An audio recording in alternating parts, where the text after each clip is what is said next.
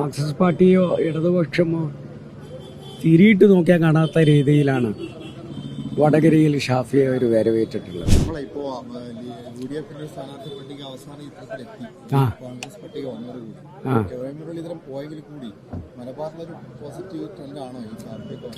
തീർച്ചയായിട്ടും നിങ്ങൾ നേരിട്ട് കണ്ടില്ലേ അത്? വടകര ഒന്നും മാർക്സിസ്റ്റ് പാർട്ടിയോ ഇടതുപക്ഷമോ തിരിയിട്ട് നോക്കിയാൽ കാണാത്ത രീതിയിലാണ് വടകരയിൽ ഷാഫിയെ ഒരു വരവേറ്റിട്ടുള്ളത്. ഇതേ ട്രെൻഡ് തന്നെ എല്ലാ സ്ഥലത്തും.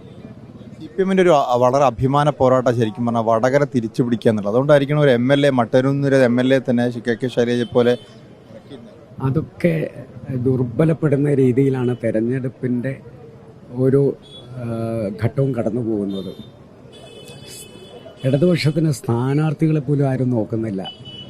ഇടതുപക്ഷം എന്ത് ചെയ്തു ഈ കേരളത്തിൽ? ഇപ്പോൾ SFI ഒക്കെ ചെയ്തുകൊണ്ടിരിക്കുന്ന മഹാക്രൂരത, TPയെ കൊല ചെയ്തതിൽ ഇരട്ട ശിക്ഷ ലഭിച്ചിരിക്കുന്നൊരു സമയത്ത്, KK രമയുടെ പോരാട്ടത്തിൻ്റെ പിന്നിൽ ആളുകൾ ഉറച്ചു നിൽക്കുന്നൊരു സമയത്ത് അവിടെ വേറെ അപ്പുറത്ത് സ്ഥാനാർത്ഥി ആരായാലെന്താ? ഈ മലബാറിലെ മുസ്ലിം ലീഗിൻ്റെ വോട്ട് ബാങ്കിൽ വിള്ളലുണ്ടാക്കുക എന്ന CPM-ന്റെ ശ്രമം, പ്രത്യേകിച്ച് സമസ്ത വോട്ടുകളിലൊക്കെ ഒരു ഭിന്നിപ്പുണ്ടാക്കി എന്തെങ്കിലും ലാഭം ഉണ്ടാക്കാൻ പറ്റുമെന്ന് CPM തുടക്കം മുതലേ ശ്രമിക്കുന്നുണ്ടായിരുന്നു. അത് ഈ തെരഞ്ഞെടുപ്പിൽ അതൊരു ലാഭത്തിലെത്തുമോ? തെരഞ്ഞെടുപ്പിൽ അവരതിനുള്ള ശ്രമം നടത്തിയതെങ്കിൽ ഈ മാർക്സിസ്റ്റ് പാർട്ടിയിൽ തന്നെ ആശയക്കുഴപ്പമുള്ളൊരു സമയമാണിത്. MV ജയരാജനെ തോൽപ്പിക്കാൻ നമ്മളധികം മെനക്കെടേണ്ട ആവശ്യമില്ല. P ജയരാജൻ നോക്കിക്കോളും അത്. മുഖ്യമന്ത്രി ഈരാറ്റുപേട്ട സംഭവത്തിൽ നടത്തിയ പ്രസ്താവനയ്ക്കെതിരെ ഇപ്പോൾ സമസ്ത പ്രഭാതത്തിലും സിറാജിലും ഒക്കെ മുഖപ്രസംഗങ്ങൾ വരുന്നു. സമുദായ സംഘടനകൾ വലിയ രീതിയിൽ പ്രതിഷേധിക്കുന്നു. ഒരു മുഖ്യമന്ത്രി ഒരു പ്രസ്താവന ഇറക്കുമ്പോഴേ വളരെ സൂക്ഷിച്ചേ ഇറക്കാവുള്ളൂ. മറ്റുള്ളവർ ഇറക്കുന്ന പോലെയല്ല. മറ്റുള്ളവർക്കൊക്കെ അങ്ങനെ പറയാം.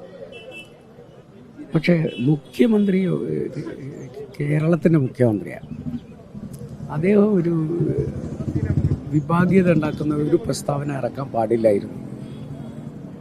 വിഷയത്തിൻ്റെ സത്യസന്ധത എന്ത് എന്നുള്ളതൊക്കെ പോലീസിന് പറയാം, വേറെ ആർക്കെങ്കിലും പറയാം. പക്ഷെ മുഖ്യമന്ത്രി ഒരു സമുദായത്തെ മാത്രം ഇവരാണ് കുഴപ്പക്കാർ എന്ന് പറയുന്നത് മൊത്തത്തിൽ കേരളത്തിൽ ഒരു ധ്രുവീകരണം ഉണ്ടാക്കാനേ സഹായിക്കും. സമുദായത്തെ ലക്ഷ്യം വെച്ച് ഞാൻ പറഞ്ഞു അല്ല, ഞാൻ ആരെ പറ്റിയാണെങ്കിലും, എനിക്ക് ക്രിസ്ത്യാനികളെ പറ്റിയാണ് അദ്ദേഹം പറഞ്ഞതെങ്കിലും ഹിന്ദു സമൂഹത്തെക്കുറിച്ചാണ് പറയുന്നതെങ്കിലും അങ്ങനെ പേരെടുത്ത് പറയാൻ പാടില്ല. വേറെ എവിടെ അദ്ദേഹം പേരെടുത്ത് പറഞ്ഞിട്ടുമില്ല. ഈ ഒരു വിഷയത്തിൽ മാത്രമാണ് അദ്ദേഹം പേരെടുത്ത് പറയുന്നത്. അതൊന്നും എനിക്ക് മുൻകൂട്ടി പറയാനൊന്നും പറ്റില്ല. പക്ഷെ ഞാൻ പറയുന്നത് അന്വേഷണത്തിൻ്റെ വഴിക്ക് നടക്കട്ടെ. മാത്രമല്ല, അതിൽ പോലീസിന് എന്തെങ്കിലും പറയാനുണ്ടെങ്കിൽ പോലീസിന് പറയാം. പക്ഷെ മുഖ്യമന്ത്രി ഒരു സമുദായത്തിൻ്റെ പേരെടുത്ത് പറയണ്ട. നമ്മൾ അങ്ങനെ ഒരു നിയമമുണ്ടല്ലോ. ഇപ്പോൾ പത്രത്തിൽ പോലും ഇരുവിഭാഗം എന്നല്ലേ പറയാറുള്ളൂ. അതൊരു റിട്ടൺ നിയമമാണല്ലോ. ആരുടെയും പേരെടുത്ത് പറയരുത് എന്നുള്ള ഇരുവിഭാഗം എന്നേ പറയൂ. അത് പിന്നെ അനുമാനിക്കേണ്ടത് ജനങ്ങൾക്കാണ് വിട്ടുകൊടുക്കേണ്ടത്. മുഖ്യമന്ത്രി തന്നെ അത് പേരെടുത്ത് പറഞ്ഞതോടുകൂടി അദ്ദേഹം നിലവിലുള്ള എല്ലാ വ്യവസ്ഥകളെയുമാണ് ലംഘിച്ചിരിക്കുന്നത്.